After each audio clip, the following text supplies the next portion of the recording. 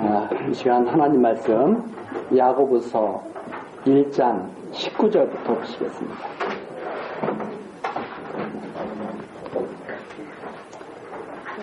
야고보서 1장 19절입니다.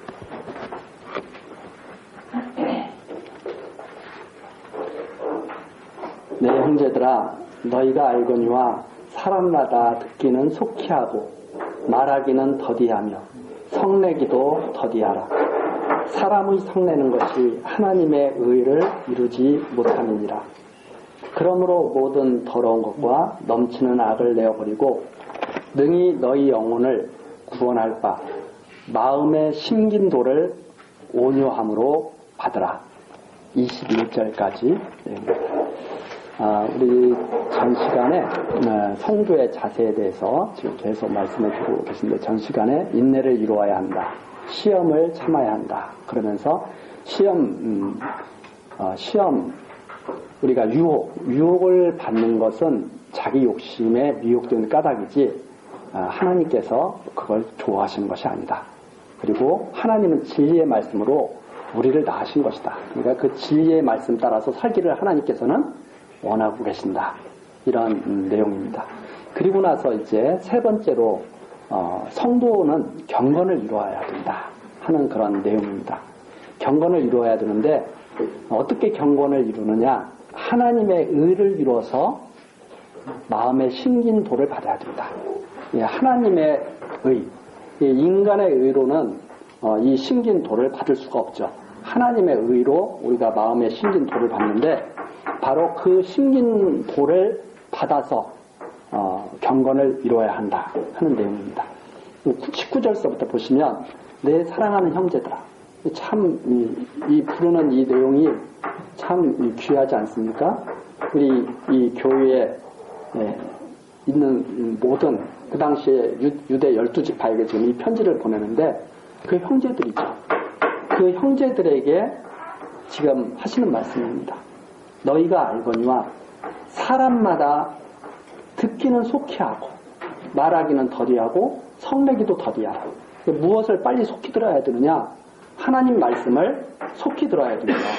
하나님 말씀을 속히 들어야 되는데, 이번에 지금 명절이라서 다들 이렇게 멀리들 떠나신 분들이 많지 않습니까? 저는 길치라서 어디 가다 보면 이 길을 잘 못 찾아요. 그런데 다행스럽게 그 내비게이션이 있어가지고 주소를 치게 되면 그 내비게이션에서 잘 이렇게 인도해 주지 않습니까? 어디로 가라, 뭐 왼쪽으로 가라, 100m에서 뭐 좌회전하라, 다 나오죠. 그럼 그 말을 잘 듣고 따라가게 되면 아무 문제가 없이 잘 찾아가죠. 그런데 가다 보면 길을 잘못 들 때가 있어요. 그것도 잘못 들어가지고. 그러면 어떻게 우리가 그 내비게이션에서 나오는 그 말을 들어서 얼른 다시 제 길을 찾아오잖아요. 우리 길 찾아갈 때도 그렇게 찾아갑니다. 그런데 하물며 우리 인생길을 갈 때는 정말 하나님의 말씀을 잘 들어야죠. 잘 듣고 가다가 삐끗할 때가 있잖아요. 마치 길을 잘못 들은 것처럼. 그때도 계속 하나님의 말씀을 들리시죠. 그러면 어떻게 해야 돼요? 고집 피우고 계속 내 길로 가야 돼요? 빨리 그걸 다시 하나님 말씀 따라서 돌아 나와야 돼요? 당연히 돌아 나와야 되죠. 그게 속히 듣는 겁니다. 우리가 속히 말씀을 잘 들어야죠. 빨리 들으면 빨리 들을수록 좋죠. 미련하게 30km, 50km 계속 잘못된 길로 가면 얼마나 힘들겠어요. 네, 빨리 돌아 나와야 되죠. 바로 그런 것처럼 하나님 말씀 우리가 속히 들어야 된다. 그리고 말하기는 더디해야 돼. 무엇이냐면 하나님 말씀을 듣는데 집중하다가 하는 것이 중요하지, 자기 말하는 것이 중요한 것이 아니다. 자기 주장하는 것이 중요한 것이 아니다. 성내기도 더디하라. 성내기도 더디하라. 왜 화가 나요? 밑에 나오잖아요. 사람의 성내는 것이 하나님의 의를 이루지 못하기 때문에. 그러니까 하나님의 의가 안에서 자꾸 우리를 갖다가 이렇게 딱 주장을 하고 인도에 가시면 우리가 성내기를 더디할 수 있죠. 그런데 성낸다고 하는 것은 가장 그 근본적인 마음이 내 뜻대로 안 된다고 생각하니까 화가 나는 거거든요. 우리 지금 모든 국민들이 다 화가 나 있어요. 뉴스만 보면 막 다 화를 내. 예. 어떤 사람은 부동산이 올른다고 화가 나고, 어떤 사람은 세금 많이 내린다고 막 화가 나고, 어떤 사람은 북한하고 친하게 지낸다고 화가 나고, 어떤 사람은 북한하고 친하게 안 지낸다고 화가 나고, 막 다 각자 생각이 다 다르니까 막 화가 막 나요. 내 뜻대로만 되면 화가 하나도 안 날 거예요. 내가 원하는 대로만 되면. 그럼 즐겁기만 할 거예요. 그러나 그것이 항상 좋은 것은 아닙니다. 왜 그런가? 사람은 완전한 것을 다 아는 것이 아닙니다. 어떤 사람은 그러잖아요. 비가 좀 왔으면 좋겠다. 특히 농부들이 가뭄 들었을 때 얼마나 간절히 바라요. 비가 좀 와가지고 농산물이 좀 잘 자랐으면 좋겠다. 그런데 내일 소풍 갈 사람이 있는 거야. 그 사람은 뭐라고 그러겠어요? 내일은 비가 좀 안 왔으면 좋겠다. 사람마다 다 다르잖아요. 왜 그런가? 다 자기 중심적이기 때문에 그렇습니다. 사람. 그런데 우리는 말하기도 더디하고 성내기도 더디해야 됩니다. 왜 그런가 하면 하나님의 의를 이루어가는 것을 소망하기 때문에. 지금 당장은 내가 예를 들어서 소풍 가려고 그러는데 당장은 비가 안 오는 게 좋아요. 그러나 장기적으로 보면 비가 와가지고 농산물이 잘 자라야 먹거리가 풍성해지고, 그렇죠? 그래야 삶이 편안해진다 이 말입니다. 전체적으로. 조금만 넓게 생각해도 우리의 생각이 상당히 내중심적이고 이것이 내 마음대로 됐다가는 세상이 엉망이 되겠구나 하는 것을 우리들이 알게 되죠. 그런데 사람들은 그런 생각을 하지 않는 거예요. 내 마음대로만 되면 세상이 다 잘 될 거라고 생각하는 거예요. 내 삶이 다 행복할 걸로 생각하는 거예요. 천만의 말씀입니다. 내 마음대로 되다간 세상이 벌써 망해도 벌써 망했습니다. 그러나 하나님께서 당신의 의를 이루어 가시기 위해서 이 세상을 지금까지 보존하시고 장차도 보존해 나가시는 거죠. 이걸 아는 사람들, 하나님의 의가 지금 이루어져 가고 있는 사람들은 성내는 것을 더디할 것이다 하는 말입니다. 그러므로 모든 더러운 것과 넘치는 악, 이 같은 말이죠. 더러운 것이 넘치는 악이죠. 그건 결국 어디에서부터 오는 거예요? 욕심으로부터 오는 거예요. 욕심으로부터. 그래서 1장 15절에 나오지 않습니까? 욕심이 잉태한 즉 죄를 낳고 죄가 장성한 즉 사망을 낳는다. 네. 그걸 다 내 자기 것을 다 내어버려야 된다. 왜? 그것은 망치는 것이기 때문에.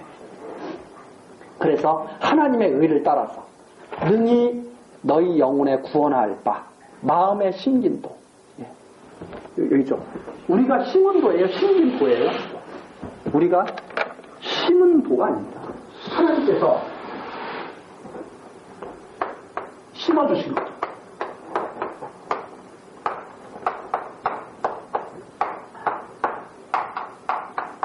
하나님께서 우리 마음에 심어주신 도리. 도리. 우리 길을 못 잡잖아요. 우리 인생도 하나님께서 주관하신 도죠. 우리 인생이. 그렇지 않습니까? 도. 마음에 이 심긴 도를 받아야 된다, 우리가. 하나님께서 심어줬는데 그걸 거부하면 누가 더 힘든 거예요? 거부하는 사람이 힘든 거거든요. 그래서 마음에 심긴 도를 우리는 그걸 온유함으로, 자꾸 강팍함으로 그걸 대적하려고 하지 말고 온유함으로 받아야 된다. 근데 이걸 누가 기뻐하느냐? 우리 전 시간에 했죠. 이걸 누가 기뻐하느냐면 이 육, 그리고 이 타락한 영, 죽은 영, 많은 사람들이 다 이렇게 살고 있지 않습니까? 여기서는 이걸 좋아하지 않아요. 그러면 어떻게 되느냐? 바로 영, 새로운 영. 이것이 이 말씀 받기를 간절히 소망하고 있다. 이 말입니다. 제가 왜 이걸 또 오늘 그러냐면, 가다가 제가 이걸 잠깐 설명을 드리다가 제가 염려가 생긴 거예요. 혹시 그것도 잘못해서 이혼론에 빠지는 것이 아닌가? 옛날 이단들 중에 어떤 사람들이 있냐면, 이 사람을 갖다가 영은 선하고 육은 악하다. 이렇게 생각하는 사람들이 있어요. 저는 그 말을 하는 게 아닙니다. 영과 육이 다 하나예요. 사람이. 영과 육이 분리되는 사람은 없습니다. 다 하나예요. 사람은 다 악한 거예요. 다 악해요. 영도 악하고 육도 악해요. 다. 그러나 새롭게 하나님께서 살아나게 하신 영, 이것이 바로 선하다 이 말입니다. 이것이 이게 사람의 능력으로 이렇게 나타나는 것이 아니고 하나님께서 이렇게 살아나게 하시는 이것이 이 말씀을 온유함으로 받기를 간절히 소망하고 성령께서도 그걸 소원하고 계신다 이 말이죠. 그래서 이 새로운 영은 이 말씀을 너무나 좋아하는 거예요. 근데 누가 이걸 싫어하느냐면 육이 그러면 안 될 텐데 하나님 말씀 따라 살면 이거 불안할 텐데 자꾸 누가 그런 생각을 하면 육이 그 생각을 하는 거죠. 말씀은 좋은데 그래도 사람은 그래도 나 좋은 대로 살아야지. 그 자꾸 이게 그렇게 우리를 갖다가 잡아당겨요. 그러니까 사도 바울이 이걸 다 본 거예요. 내 안에 두 가지가 싸우고 있구나. 이게 내가 참 괴로운 이 삶을 내가 살고 있구나. 그래서 사도 바울이 자꾸 이걸 소망하는 거죠. 이것이 점점 자라나서 하나님께 나아가기를 계속 소망하는 것이 사도 바울의 그런 로마서에서 전해주는 말씀입니다. 마음에 이 신긴 도가 계속 이게 자라난다 이 말입니다. 이걸 거부하지 마라. 이 도를 거부하지 마라. 이걸 온유함으로 자꾸 받아야 된다. 누구에게 하는 말이에요? 마음에 신긴 도가 있는 사람. 마음에 신긴 도도 없는데 어떻게 받겠어요? 마음에 신긴 도가 있는 사람들에게 하나님께서 권면을 하시는 말씀이죠. 그러면서 22절서부터 27절입니다. 도를 행하는 자가 되고 세속에 물들지 않는 경건을 이루어야 된다. 그래서 22절 너희는 도를 행하는 자가 되고 듣기만 하여 자기를 속이는 자가 되지 말라. 우리 듣기만 한다. 너희는 도를 행하는 자가 돼야 된다. 우리가 예를 들어서 저 어릴 때 이렇게 학교에서 이렇게 지금은 이제 그런 것도 이제 많다 없어진 걸로 알고 있어요. 왜? 개인의 무슨 이런 정보 보호라든가 여러 가지 이런 사생활 이런 것 때문에 많이 없어요. 예전에는 호구조사 하듯이 학교에 딱 입학하면 아빠는 직업이 뭐니? 엄마는 뭐니? 아빠는 어디까지 졸업하셨냐? 학교는 어디까지 졸업하셨냐? 다 조사해서 내죠. 집 재산은 어느 정도 되냐? 그런데 그런 거 써서 낼 때마다 습관적으로 다 써서 내죠. 거기에 보면 꼭 있어요. 취미가 뭐냐? 제가 취미가 뭘까 하다가 써낼 게 없어. 제일 만만한 게 뭐냐? 음악 감상, 독서 이런 거 써내죠. 사람들이 음악 감상, 독서. 그런데 실제로 독서를 많이 하느냐? 별로 안 있는 사람들이 다 독서라고 써요. 만만한. 또 거기다가 가훈은 뭐냐? 그럼 갑자기 생각해. 정직하게 이런 거 확 써서 냈죠. 그런데 정직하지도 않고 독서도 않고 음악도 안 듣고 하면서 그거 써서 내면 무슨 소용이 있겠어요? 아무 소용이 없죠. 그러면 그런 거 써서 냈을 때도 우리가 조금 양심의 가책을 받지 않습니까? 나는 독서도 아닌데 책도 열심히 안 읽는데 취미를 독서라고 써서 내면 양심의 가책을 받지 않습니까? 그런데 우리가 하나님을 믿는다고 해요. 하나님을 어떻게 믿습니까?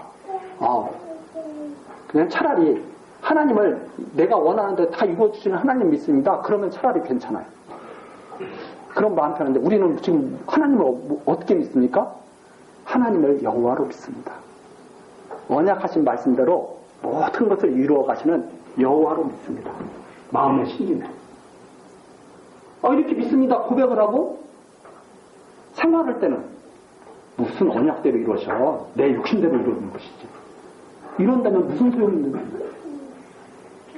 아무 소용이 없죠.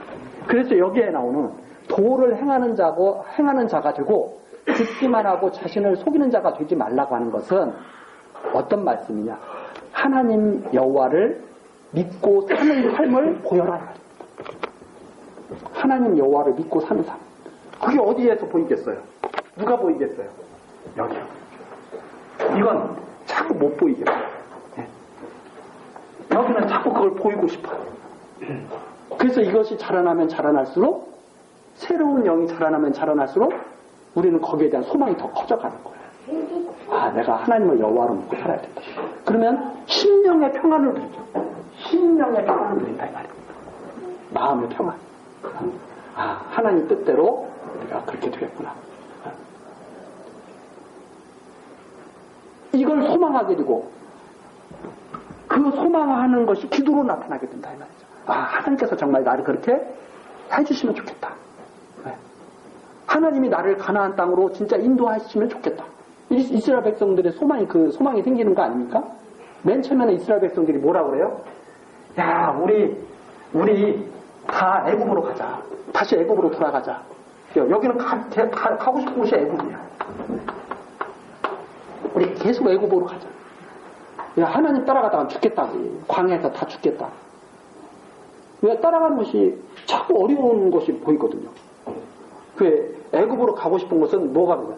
거기 가니까 먹을 것도 많고, 고기도 많고, 야, 정력에 세게 하는 것도 많고 그래가지고 참 좋았는데, 애굽 백성들이 애굽에서 나온 백성들이 모세한테 막 그렇게 막 하지 않습니까? 여기 광야에 나오니까 먹을 것도 없고, 물 구하기도 힘들고, 정말 힘들다. 고기도 없고. 하나님이 메추라기도 내려주시고, 만나도 내려주시고, 그러면서 백성들을 이끌어 가시죠. 그러면서 자꾸 뭘 살아나게 하세요? 애굽으로 가야 되겠다. 이 마음이 싹 사라집니다. 그리고 어디를 가고 싶어요? 새로운 영? 아, 가나안으로 가야지. 그래서 애굽에서 나온 자들이 20세 이상 된 자들은 광야에서 다 어떻게 돼버려요? 다 죽여요. 광야에서. 그리고 어린아이들, 얘가 어떻게 가나안 땅에 가지? 3일도 못 가서 다 죽을 것 같은데. 이랬던 어린 것들이 자라나가지고 가나안 땅에 다 들어간다는 거예요. 얼마나 연약해요. 이게 얼마나 연약해요. 육을 가진 아빠 엄마들이 다 그러거든요. 야, 우리는 이렇게 힘든데 이 어린 것들이 어떻게 광야를 40년을 지내가지고 가나안 땅에 가.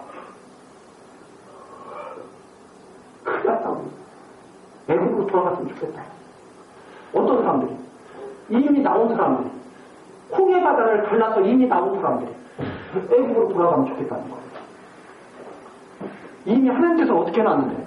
애국으로 돌아가지 못하도록 단절시켜놨는데. 그러면 하나님이 이 백성을 어떻게 하느냐?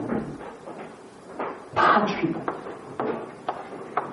그래서 20세 이상 된 자들은 바로 이 육의 소욕을 상징해요. 먼저 합니다.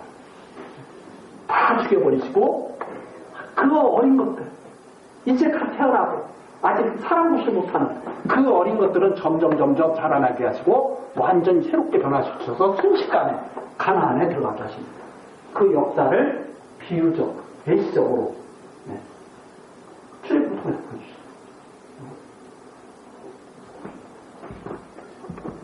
그것도 아주 호연히 변화시킵니다. 광야 생활 40년 한번 보십시오. 이들이 점점 이렇게 어제보다 오늘 나아지고 오늘보다 내일 나아지고 그러는 것도 아니에요. 광야 생활 40년 내내 엉망이야, 엉망. 그런데 어느 날 갑자기 하나님의 열심으로 비느하스가 간음하는 그 남녀를 창으로 찔러 죽이면서 순식간에 하나님께서 야 들어가. 그래서 호연히 변화시키는 모습을 거기서도 아주 희미하게 보여주시죠. 저는 그걸 믿습니다. 우리가 자꾸 소망은 커져가죠. 소망은 커져가요. 하나님께서. 그런데 우리 마음은 그런데 몸은 안 따라줘. 몸은 안 따라줘. 그런데 어느 순간 하나님께서 호련히 변화시킬 때가 있을 것이다. 나팔 소리 불 때. 그러면 잠자던 자들도 다 살아서 일어나죠. 오래전에 잠자던 자들도. 그 당시 살고 있던 자들도 나팔 소리에 호연히 다 변화해서 그리스도를 영접한다고 그러잖아요. 저는 그걸 믿습니다. 그래서 마음속에 항상 소망이 그거죠. 하나님께서 제발 그렇게 해주실 수 있기를. 그때를 기다리는 거죠. 그러면서 이 말씀을 계속 들으면서 기뻐하는 거예요. 하나님, 그런 하나님을 믿어야죠. 그래서 자신을 속이는 자가 되지 말라. 그런 하나님을 믿으면서 누구든지 도를 듣고 행하지 아니하면 그는 얼굴로 자기의 생긴 얼굴을 보는 사람 같으니 제 자신을 보고 가서 그 모양이 어떠한 것을 곧 잊어버리거니와 자유하게 하는 온전한 율법을 들여다보고 있는 자는 듣고 잊어버리는 자가 아니요 실행하는 자니 이 사람이 그 행하는 일에 복을 받으리라. 자, 여기에서 도를 듣고 23절 도를 듣고 행하지 아니하는 자는 거울로 자기 생긴 얼굴을 보는 사람이다. 이제 이런 때 이제 잘 이해를 해야 되는 거죠. 그게 무슨 말이냐면 그 당시 거울은 지금처럼 좋은 거울이 아니에요. 그 당시 거울은 이런 동판 같은 것을 갖다가 이렇게 닦아가지고 이렇게 비춰보는 거울이에요. 그러니까 그 거울을 보면 자기 모습이 온전한 모습이 드러나겠어요? 지스물에 희미하게 드러나겠어요? 희미하게 드러나. 이렇게 얼굴도 조금 이렇게 틀어지기도 하고 약한 좋은 걸 잘 가른 것으로 나름대로 보이겠지만 아주 깨끗하게 보이지 않는다 이 말입니다. 대면한 것처럼. 바로 그런 도예요. 그런 불완전한 도예요. 그게 바로 무엇이냐면 율법입니다. 율법은 불완전한 거예요. 완전한 게 아니에요. 율법 안에서는 항상 불완전하게 나타나요. 그래서 온전히 하나님을 섬길 수가 없는 것이 바로 그 율법이다 이 말입니다. 그러니까 그런 율법을 듣고 행하지 아니하는 자, 그 율법으로 행하지 아니하는 자는 바로 불완전한 자죠. 23절은 결국 어떤 말이냐면 23절, 24절은 어떤 말이냐면 잠깐 보는 것 같은데 나중에 아무것도 나타난 게 없는 것, 확실하지도 않은 것, 이런 속에서 사는 사람과 똑같다 이 말입니다. 도를 행하지 않는 자는 율법 아래에서 사는 자와 똑같다 이 말입니다. 그 율법에 있으면은 율법을 행할 수가 없잖아요. 율법으로 완전하게 되면 우리가 얼마나 좋겠어요. 막 율법만 지켜서 막 열심히 하려고 애를 쓰는데 그렇게 해서 되는 사람이 아무도 없다 이 말입니다. 바로 그런 자와 똑같은 거예요. 그게 결국은 하나님 앞에 나아갈 수 없는 자. 그게 바로 누구든지 도를 듣고 행하지 아니하는 자가 바로 그런 자다. 그래서 금방 잊어버리죠. 자기가 얼마나 희미한지를 모르는 거죠. 그래서 그런 자들은 결국 다 망각하는 자들이다. 아무것도 모르는 자들이다. 그러나 25절 자유하게 하는 온전한 율법, 여기 자유하게 하는 온전한 율법이 바로 마음의 신입니다. 자유하게 하는 온전한 율법은 뭐냐면 앞에 나오는 사랑의 도죠. 사랑의 도. 자유하게 하는 온전한 율법. 이 율법은 들여다보고 있는 자는, 율법을 들여다보고 있는 자는 듣고 잊어버리는 자가 아니요 실행하는 자니 이 사람이 행하는 일에 복을 받으리라. 그러니까 이 완전한 율법은 어떤 율법이냐면 들으면 그것을 실행하는 거예요. 그게 어디에서 가능하냐? 이 육체는 율법에 계속 정교를 갖고 있지 않습니까? 그런데 이게 바로 율법처럼 불완전한 것이 아니고 완전한 거예요. 이 완전한 율법이 바로 사랑의 법인데, 뒤에 나오기도 하고 앞에 나와있는 이 사랑의 법인데, 이 사랑의 법이 바로 실행하는 자가 바로 복을 받는 것이다. 이제 하는 내용입니다.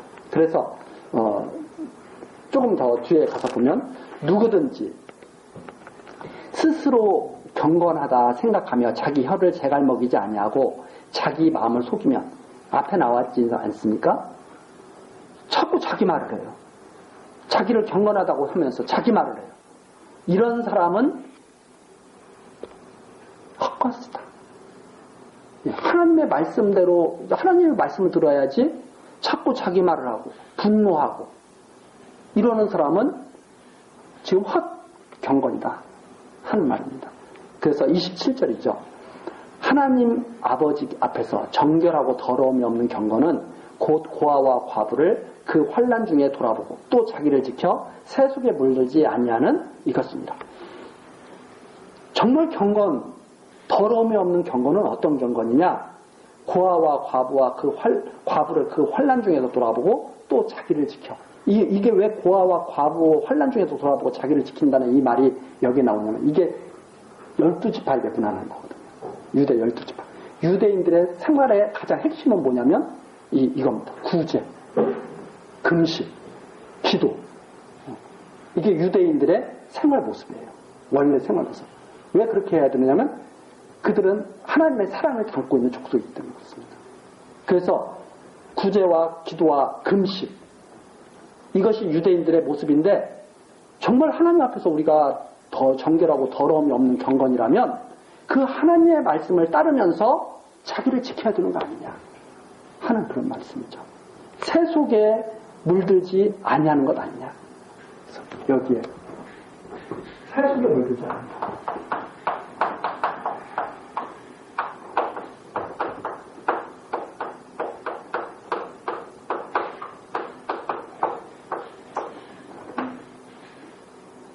세속에 물들지 않는 것. 세상 사람들이 하는 것이 뭐예요? 하나님 말 듣는 것을 하는 것이 아니라 자기만 하고 분노하고 그리고 의식하고 그거 아닙니까? 세상 사람들이 다 그러거든요.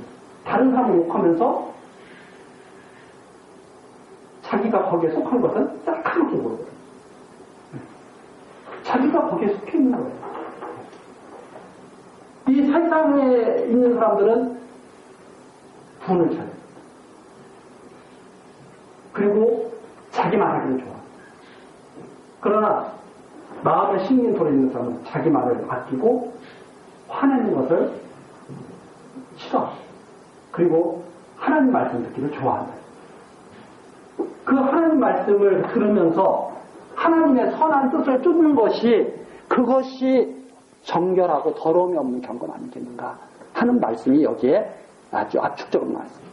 그래서 고아와 과부를 그 환난 중에 돌아보고 이건 하나님 말씀을 사랑을 나타내는 하나의 핵심적인 모습.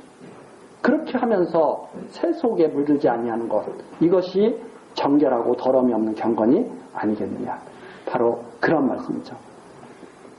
그래서 이 사람들이 많은 사람들이 그러죠.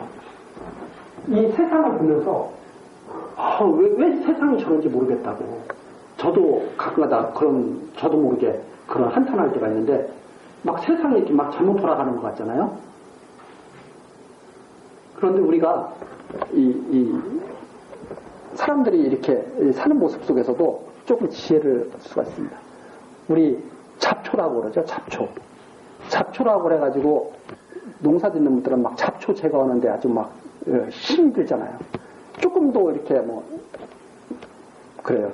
사람들이 뭐라 그러냐면 제일 힘든 일 중에 하나가 잡초 뽑는 거라고 막 그래요. 근데 하나님께서 왜 잡초를 내셨을까요? 필요 없어서 내셨어요. 하나님은 필요하시니까 그걸 내시지 않았을까요? 근데 우리들은 그것을 갖다가 없으면 참 좋겠다고 생각하는 거죠. 없으면 참 좋겠다고. 그러나 가만히 돌아보면 그런 모든 것들이 있어야 이 세상이 유지가 되는 거죠. 그래서 우리는 내 생각대로 이렇게 하기보다는 그러한 뜻을 깊이 이렇게 생각을 하면서 이렇게 지내야 되죠. 그런데 많은 사람들이 그렇게 생각을 할 거예요. 가난한 사람도 없고 아픈 사람도 없고 건강한 사람 다 잘 사는 사람만 있으면 좋겠다. 이렇게 생각을 하죠. 그런데 아닙니다. 하나님께서는 그런 사람들을 이 땅에 두시고 하나님의 말씀을 이루어가게 하시죠. 여기 보잖아요. 고아와 과부를 돌아보게 하시죠. 그걸 우리들은 자꾸 놓친다 이 말입니다. 하나님의 뜻을 생각하기보다는 내 좋은 쪽에서 자꾸 생각합니다. 그것이 아니라 세속에 물들지 않고 하나님 말씀 따라서 하나님의 뜻이 무엇인가? 왜 하나님께서 그런 연약한 자들을 이 세상에 두시고 우리로 하여금 그 하나님의 말씀을 따라서 살도록 그렇게 하십니다. 말씀드렸잖아요. 하나님께서 연약한 자들을 왜 이렇게 자라나게 하시는가? 연약한 자들을 왜 살아나게 하시는가? 이런 깊이 있는 통찰이 필요하다. 그래서 이 경건한 삶이라고 하는 것은 바로 하나님의 그 깊으신 뜻을 생각하면서 자기를 지켜 세속에 물들지 아니하는 것. 이것이다. 자, 이렇게 말합니다. 그러면서 2장으로 넘어가죠. 2장에서 믿음으로 이제 성도의 자세를 이렇게 전체적으로 말씀해 주신 다음에 믿음으로 행하는 생활이 무엇인지 구체적으로 권면해 나가기 시작합니다. 자, 그게 뭐냐? 우선 2장 1절부터 7절까지. 믿음이라고 하는 것은 사람을 의무로 취하는 것이 아닙니다. 사람을 의무로 취하는 것이 아닌데 2장 1절 내 형제들아 영광의 주 곧 우리 주 예수 그리스도를 믿는 믿음을 너희가 받았으니. 자, 전제입니다. 믿음을 받은 사람들. 자, 믿음을 받지 않은 사람들에게는 아무 상관이 없는 말이에요. 믿음을 너희가 받았으니 사람을 의무로 취하지 말라. 믿는 사람들은 이걸 다 이렇게 되기를 소망할 거예요. 아, 내가 사람을 의무로 취하지 말라. 그 의무는 뭐할까? 율법도 다 의적인 걸 주관할 겁니다. 다 마찬가지입니다. 의무. 예수님께서 이 땅에 나타나셨을 때 의무가 초라했어요. 이 땅에 태어날 때부터 지금 우리 식으로 말하자면 금수저 집안이 아닙니다. 완전히 흙수저 집안. 그렇죠? 금수저 집안이면 예수님이 저 말 구유에 누이셨겠어요? 아니죠. 근데 어디 자리가 없을 정도로 예수님께서 평생 여우도 굴이 있고 다 있는데 나는 쉴 데가 없어. 예수님. 참 그렇게 예수님이 있죠. 그 의무로 예수님을 따라간다면 따라갈 수 있겠어요? 절대 못 따라갑니다. 그렇죠? 그래서 너희는 예수 그리스도를 믿음으로 믿는 믿음을 너희가 받았다. 그러니까 사람을 의무로 취하지 말라. 자기 눈에 욕심나는 대로 사람을 취하지 말라. 그게 바로 안목의 정욕이라고 그러죠. 안목의 정욕. 사람을 그렇게 취하는 게 아닙니다. 그래서 2절 만일 너희 회당에 금가락지를 끼고 이제 예를 들어주는 거죠. 아주 쉽게 예를 들어주는 거예요. 우리 그 당시에 회당은 지금의 교회당이라고 생각하시면 되죠. 금가락지를 끼고 아름다운 옷을 입은 사람이 들어오고 또 더러운 옷을 입은 가난한 사람이 들어올 때 이 사람은 왜 더러우냐면 빨을 옷도 없어. 빨아서 갈아입을 옷조차 없어. 그래서 그냥 그걸 입고 오는 거예요. 옷 하나 걸치고 그냥 오는데 너희가 아름다운 옷을 입은 자를 돌아보아 가로되 여기 좋은 자리에 앉으소서 하고 또 가난한 자에게 이르되 너는 거기 섰든지 내 발등상 아래 앉으라 하면 너는 내 발 아래 앉아. 이렇게 하면 이 말이 바로 뭐예요? 완전 모욕을 주는 거거든요. 사람을 사람 취급하지 않는 거거든요. 완전히 모욕을 준다 이 말입니다. 이렇게 하면 너희끼리 서로 구별하며 악한 생각으로 판단하는 자가 되는 것이 아니냐.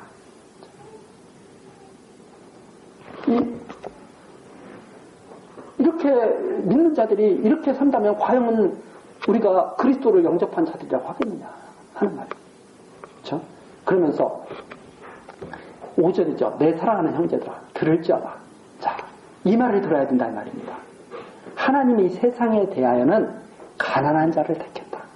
그럼 왜 이렇게 우리는 의무로 사람을 취하지 않아야 되느냐? 하나님이 세상에서 어떤 자를 택했냐면 부유한 자를 택한 게 아니에요. 가난한 자를 택했어요. 자, 이스라엘. 훌륭해서 택한 게 아니다 이 말입니다. 하나님이 말씀하신 거예요. 이 성경에 나와 있는 말입니다. 가장 목이 고다. 패역했어. 이스라엘은 하나님이 좋아할 조건이 의적으로 보면 좋아할 조건이 하나도 없어요. 목이 곧고 패역한 족속이에요. 고집이 세. 그리고 매일 애굽으로 가고 싶어해. 이스라엘 족속이에요. 그런데 이 하나님이 이 이스라엘 족속을 다 택하신 거예요. 왜 택하셨냐면 의무로 봐서는 택할 존재가 아닌데 하나님의 사랑으로 택한 거예요. 그래서 이스라엘을 딱 택해가지고 너희는 내 백성이다. 그랬단 말입니다. 이 이스라엘 백성들을 지금 말하는 거예요. 세상에 대한 가난한 자를 택하신 것이다. 그리고 부유하게 하신 것이다. 이 믿음으로 부유하게 했다. 이 이스라엘 백성이 계속 하나님을 거역합니다. 우리 같으면 한번 택하면 어떻게 할 것 같아요? 진짜 하나님이 나타나셔가지고 확실하게 한번 보여주시면 이럴 것 같아요. 우리는 그렇죠. 막 기드온에게 막 표적 보여주시는 것처럼 우리에게 야 너는 내가 끝까지 내가 지킬 거야. 야곱이 아버지 형 속여먹고 도망갈 때 하나님이 나타나셔가지고 돌베개 잠잘 때 베델에서 나타나시잖아요. 나타나신 것처럼 나타나셔가지고 야곱아 일평생 내가 너를 함께하고 지켜줄 거야. 그러면 우리는 어떨 것 같아요? 모든 유혹 다 이겨내고 그냥 잘못 하나도 않고 그렇게 살 것 같죠? 천만의 말씀입니다. 그런 자들이 아니에요.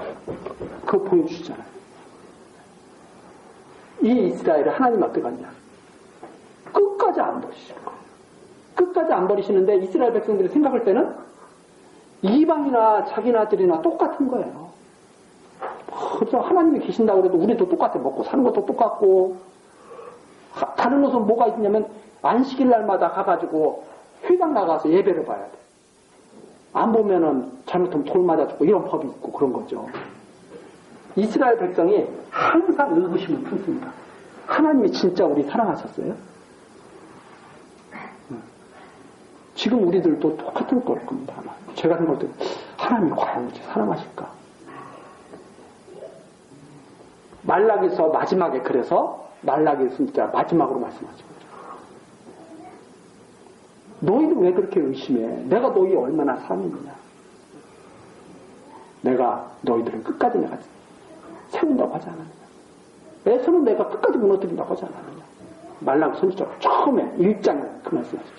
내가 너희를 사랑했다. 그렇게 부욕해 하시면서 또 자기를 사랑하는 자들에게 약속하신 나라를 유업으로 받게 하자. 그래가지고 이 이스라엘을 통해서 바로 그리스도를 보내신 거예요.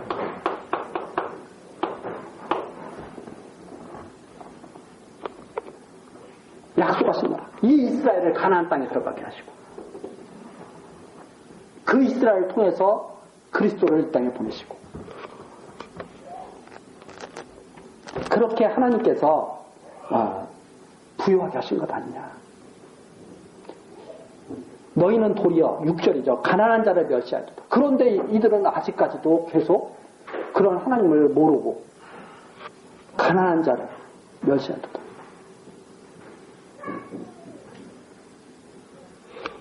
야고보서를 기록할 때 그 믿음의 사람들이 어떻게 하고 있다는 거예요? 이렇게 하고 있는 거예요. 이런 하나님을 그들이 찾고 잊어버리고 의무로 사람을 판단하고 가난한 자를 멸시하고 그런다는 말입니다. 그럼 하나님께서 그걸 그대로 두시겠어요? 안 두신다는 말입니다. 아니, 애굽으로 계속 가겠다고 하는 자들을 그대로 두시겠습니까? 안 두신다. 그래서 이 야고보서를 기록했다는 말입니다. 봐, 하나님께서 믿는 자들을 어떻게 믿음의 도로 인도해 가시는지 보여주시는 거죠. 그런 의미에서 계시라고 말씀드립니다. 그럼 이 하나님이 우리 중에 믿음을 우리에게 심어주셨는데 우리 중에 잘못 나가는 사람이 있다. 하나님이 그대로 두실 것 같아요? 절대 그대로 두시지 않습니다. 그럼 어떻게 하시겠어요?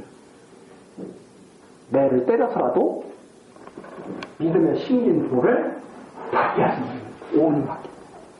이걸 우리는 믿게 되는 거죠. 아, 하나님께서 이렇게 섭리하시는구나. 이걸 보고. 그래서 우리 자꾸 이 속사람 있지 않습니까? 속사람. 이 겉사람 있지 않습니까? 겉사람. 이 속사람은 자꾸 그렇게 소망하게 되는 거예요. 하나님 말씀 따라서 이렇게 의무로 사람을 취하지 않도록 이렇게 해주십시오. 속사람은 이 말씀을 듣고 소망이 생기는 거예요. 아, 하나님이 이렇게 해주시면 좋겠습니다. 겉사람은 자꾸 싫어하는 거예요. 그럼 하나님께서 점점 어떻게 하겠어요? 믿는 자는 겉사람은 날로 후패하게 하시고 속사람은 날로 자라나게 하셔서 때가 되면 하나님이 확 데려가신다 이 말이에요. 그래서 이 속사람한테는 뭘로 입히시는 거예요? 바로 의의 옷을 입히신다. 이게 의의 옷을 입는 거예요. 그래서 의의 옷을 입히신다. 이 겉사람 옷을 나중에 그대로 또 입으면 어떻게 되겠어요? 저는 다시 머리카락이 나는 것도 아니고 힘들잖아. 그럼 저는 키 작은 사람 어떻게 할 거예요? 나 좀 키 좀 크고 싶은데 이렇게 겉사람을 입는 게 아니다. 속사람, 정말 아름다운 의의 옷, 아무 흠이 없는 그 옷을 다 하나님께서 입히셔서 하나님을 경외하며 살도록 이렇게 해나가실 것이다 하는 말이죠. 자, 지금 6절에서 그랬죠. 너희는 도리어 가난한 자를 멸시하였다. 관시하였다. 부자는 너희를 압제하며 법정으로 끌고 가지 않느냐. 가만히 보십시오.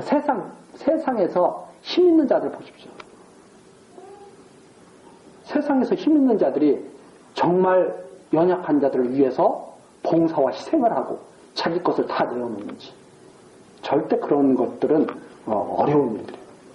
그렇잖아요? 오히려 누가 누구를 더 돕게 되느냐. 서민들이 서민을 더 돕죠. 어려운 자가 어려운 자 형편을 더 잘 알죠. 그건 우리들 속에서도 알 수 있습니다. 왜냐하면 이 사람들은 육을 가지고 살기 때문에 자꾸 한쪽에서는 추구해가고 있거든요. 절대 이 부자들이 가난한 자들을 위해서 자기 것을 다 내놓는 지금 세상에서 그것은 정말 어려운 일이에요. 여기 나오죠. 부자는 너희를 압제하며 법정으로 끌고 가지 않느냐. 모든 역사가 항상 이랬었죠. 그래서 저희는 그 당시 잘 사는 사람들이 기득권들이고 사두개인들이고 이랬는데 이런 사람들은 사회지도층을 형성하고 있으면서 예수 그리스도를 핍박을 했죠. 그래서 아름다운 이름 바로 예수 그리스도를 말합니다. 저희는 너희에 대하여 일컫는다. 그 아름다운 이름을 회방하지 아니하였느냐. 내용입니다. 너희가 만일 경에 기록한 대로 내 이웃 사랑하기를 내 몸과 같이 하라 하신 최고의 법을 지키면 잘 사랑하는 것이야. 이 최고의 법이 뭐냐면 예수님이 말씀하신 그 법이거든요. 율법이 뭡니까? 뭐 딱 물어보니까 내 이웃을 사랑하고 하나님을 사랑하는 게 율법이야. 이게 바로 어떤 율법이냐? 변혁된 율법을 말합니다. 이 변혁된 율법은 바로 사랑이에요. 여기에 나온 이 최고의 법입니다. 이 최고의 법은 사랑의 법인데 자유의 율법이라고 들어오고 그래서 여기에 나오는 것이 8절에 나오는 것은 구약의 율법을 말하는 게 아니라 예수 그리스도께서 말씀하신 그 최고의 법, 사랑을 이루는 그 법, 그 법을 잘 지키면 잘하는 것이거냐. 만일 너희가 외모로 사람을 취하면 외모로 사람을 취하는 것은 율법이라는 거죠. 율법은 그러지 않습니까? 안식일에 나왔어요. 믿은 거예요? 안 믿은 거예요? 너 참 잘 믿었어. 율법, 외모로 취한.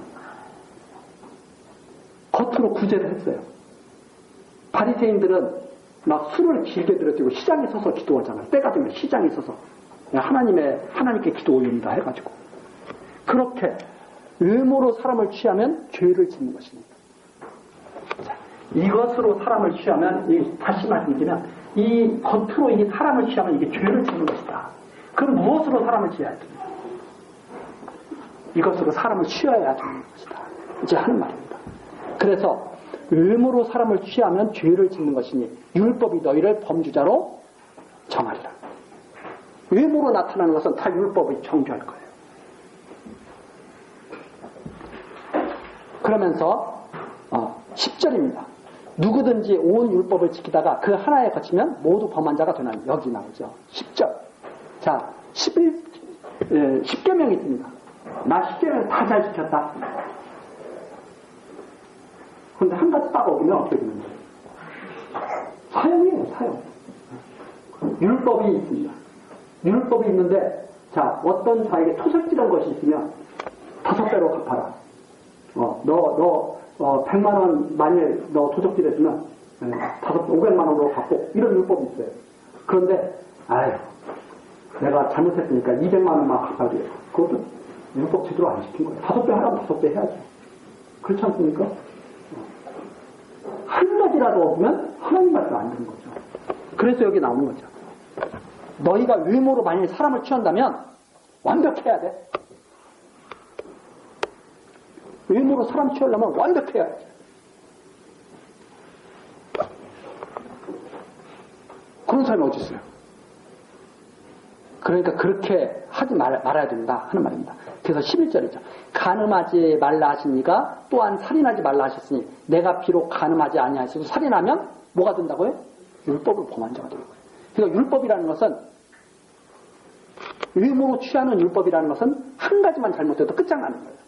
그러니까 우리는 외모로 취하면, 이걸 취하면 외모로 사람을 취하는 순간 이것은 끝나는 거예요. 그러면 어떻게 해야 되냐? 완전한 율법으로 취해야 돼. 그 완전한 율법이 바로 하나님께서 세우신 사랑의 법. 이 사랑의 법으로 세워야 된다. 그래서 12절입니다. 너희는 자유의 율법대로, 이 자유의 율법이 최고의 법, 사랑의 법입니다. 앞에 나오는 것은 한 가지만이라도 어기면 끝장나는 법이고, 8절에 나오는 최고의 법이 12절에 나오는 자유의 율법이에요. 너희는 자유의 율법대로, 복음대로 심판을 받을 자처럼 말도 하고 행하기도 하라. 그러면 어떻게 하는 거예요? 하나님이 정하신 대로 이루어진다는 것을 믿고 그대로 말하기도 하고 행하기도 해라. 하나님이 여호와시고 그 언약하신 말씀대로 이루시는 것을 믿고, 그렇게 심판받을 것으로 믿고 말도 그렇게 하고 행하기도 그렇게 하라. 하나님의 사랑 안에 있는 것처럼 말도 하고 행하기도 하라. 이런 말씀이죠. 그래서 13절, 궁율을 행하지 아니하는 자에게는 궁율이 없는 심판이 있으리라. 자, 예수님께서 그런 비유를 해주십니다. 어떤 비유를 해주시냐면, 우리나라식으로 말하자면, 야, 너가 어떤 사람한테 10억을 빚졌어. 근데 그 사람이 너를 탕감해줬다. 그 탕감받은 사람이 길거리 가다가 자기에게 500만 원 빚진 사람이 있는데 붙잡아가지고 끌고 가가지고 감옥에 집어넣었다. 10억 탕감해준 사람이 어떻게 보겠느냐. 이런 비유를 예수님이 하시는 거죠. 빚진 자 비유로. 그렇죠. 궁율을 행하지 아니하는 자, 궁율이 없는 심판이 있어요. 하나님께서는 우리를 갖다가 다 궁율을 베풀어서 구원하신 겁니다. 행위를 보고 구원하신 것이 아니라, 이스라엘을 갖다가 외모를 보고 택하신 것이 아니거든요. 하나님의 사랑의 법, 최고의 법으로 택하신 거지. 그 율법은 바로 하나님의 최고의 법을 갖다가 바라보게 한 거거든요. 그렇잖아요? 율법, 이거 안에서 다 뭐가 돼요? 다 죄인이거든요. 하나만 얻으면 다. 근데 이 율법은 뭐라 하냐면 사랑하라는 것을 알려가지고, 야, 사랑해. 율법이 뭡니까? 지키라는 겁니까? 사랑하라는 거지. 예수님은 그렇게 말씀하신 겁니다. 우리가 이걸 잘 우리가 인식해야 됩니다. 율법이 무엇입니까? 정죄하라는 것이 아니고 사랑하라는 거야. 외모를 보고 따르라는 것이 아니라, 외모를 따르지 말라는 것이구나. 사랑을 하라는 거구나. 이 법이다, 이 말입니다. 예수님이 다 그렇게 하니까 서기가 이거잖아요. 벌써 이거. 분별이 있어야죠. 그런데 사람들이 자꾸 그러면 자기가 무슨 궁유를 안 받아도 들끝자처럼 하나님께서 자기의 행위를 보고 기뻐하실 것처럼 착각하는 거죠. 그래서 여기 있습니다. 긍휼을 행하지 아니한 자에게는 긍휼 없는 심판이 있으리라. 긍휼은 심판을 이기고 자랑합니다. 그래서 이 사랑, 최고의 법, 자유의 율법대로 믿고 하나님께서 나도 그렇게 해주실 것을 믿고 긍휼을 베푸는 자, 그런 자들이 바로 심판을 이기고 자랑하게 될 것이다 하는 내용이죠. 그래서 이 13절 사람을 의무로 취하지 않기를 권하는 것이 지금 야고보 선생이 전하시는 이런 말씀입니다. 자, 그래서 우리들이 지금 믿음으로 하는 생활, 어떤 생활인가? 아, 사람을 의무로 취하는 것이 아니구나. 그 다음에 이제 두 번째로 행함이 있는 믿음을 보이는 거죠. 이 행함이 있는 믿음을 보인다는 것은 한마디로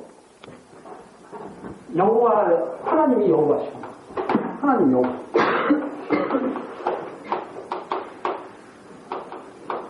예수가 그리스도이심을 갖다가 믿고 사는 거예요. 이것을 믿는 것을 보이는 거예요. 이게 한마디로 말해요. 믿음 생활이 뭡니까? 하나님이 여호와이심을 믿고 사는 걸 보이는 거예요. 예수가 그리스도이심을 믿고 이 말 속에 기독교의 모든 핵심이 하나님 여호와, 예수가 그리스도이시다. 이 하나님의 이 이름이거든요. 하나님의 이름 여호와. 예수 그리스도는 하나님의 본체가 오시고 본체 형상이거든요. 사랑. 예수 그리스도는 사랑이에요. 사랑. 그래서 이 하나님을 아는 것은 바로 하나님 여호와와 예수 그리스도를 믿는 것. 예수 그리스도를 아는 것은 육체를 의지하지 않습니다. 육체를 따라가지 않습니다. 영을 따라가죠. 그리고 하나님을 갖다가 믿는 것. 정말 우리 마음을 정말 편하게, 진짜 편안하잖아요. 하나님께서 나를 처음부터 택하셔가지고 끝까지 지키시며 인도해 가실 것이라고 하는 그 믿음 속에서 우리가 평안을 누리면서 살게 되죠. 바로 그런 내용들을 바탕으로 해가지고 행함 있는 믿음을 보이는 것이다. 믿음이라고 하는 것은 행함을 보이는 것이다 하는 거죠. 그래서 이 하나님을 여호와로 믿는 그 행함이 없고 예수를 그리스도 믿는 것이 없다면 그것은 바로 죽은 것이다. 없는 것이다. 자, 우리 이 내용은 다음 시간 좀 더 구체적으로 우리 살펴보도록 하면서 기도하시겠습니다. 택하신 자의 믿음을 온전하게 하시는 하나님, 영원전 베풀어 주신 변함없는 사랑을 우리로 깨닫게 하시니 감사와 찬송을 드립니다. 우리들이 하나님을 모르고 자기 좋은 대로 살았습니다. 그것이 가장 최선의 길인 줄 알았습니다. 하나님, 이제 하나님의 말씀으로 우리들이 온전한 길로 나아가게 됐습니다. 하나님, 하나님께서 원하시면 우리들의 믿음이 더욱 자라나고 능히 하나님의 기뻐하시는 뜻을 따라갈 줄로 믿습니다. 성령으로 역사하시고 인도하여 주옵소서. 우리들과 함께 하셔서 선한 일에 힘쓰게 하시고 영원한 은혜의 영광에 이르게 하옵소서. 그리고 하나님의 은혜의 영광을 찬송하는 기쁨에 우리들이 함께하게 하옵소서. 예수 그리스도의 이름으로 기도드리옵나이다. 아멘.